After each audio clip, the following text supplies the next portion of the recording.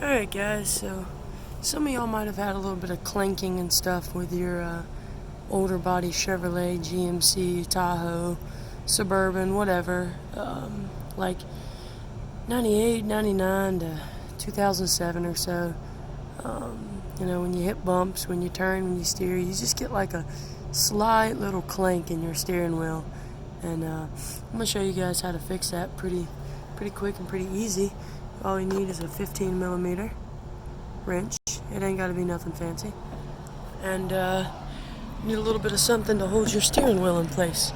I chose duct tape because, well, duct tape fixes everything. So, let me get situated and we'll get started. Alright, so second thing after you secure your steering wheel is you want to remove this bolt right here.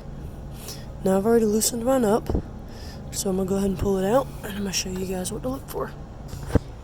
So this bolt has a clip on it. Just want to make sure you get that clip off the back side. Now, it was a lot easier for me to use a flex head ratchet, but you can use a wrench. It just makes it a little bit more difficult.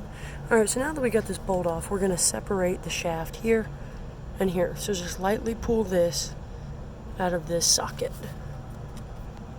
Alright, now you've pulled this out of that socket, pull the shaft down. You're going to see all this right here. This is where you want to put grease. Put grease all the way around this. Alright, I don't have anything special, just good old red and tacky grease.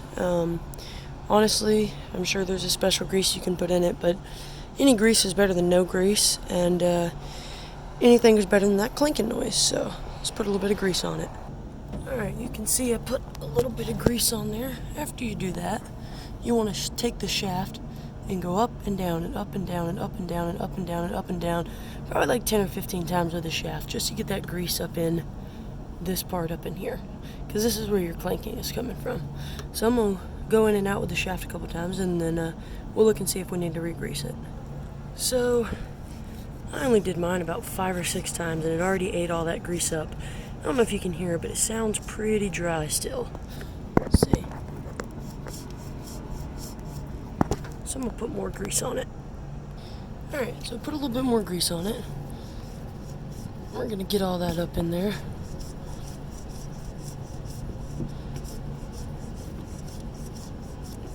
It's definitely feeling a heck of a lot tighter than it was before, so I can tell that grease is getting up where it needs to be. Alright, I'm going to go ahead and bolt mine back together. Depending on how dry yours still is and how loose it still is, you might want to add a little bit more grease and do that a couple more times. But I'm going to go ahead and put the bolt back in and put the bracket back on. Alright guys, so I got my bracket back on, my bolt back on, I got everything greased up pretty well. Steering wheel's still straight. All I can say is just drive it. Some trucks it's going to help. Some trucks it might be, you know, far gone that it's not going to help. Honestly, every truck I've ever tried it on has worked, so y'all give it a try.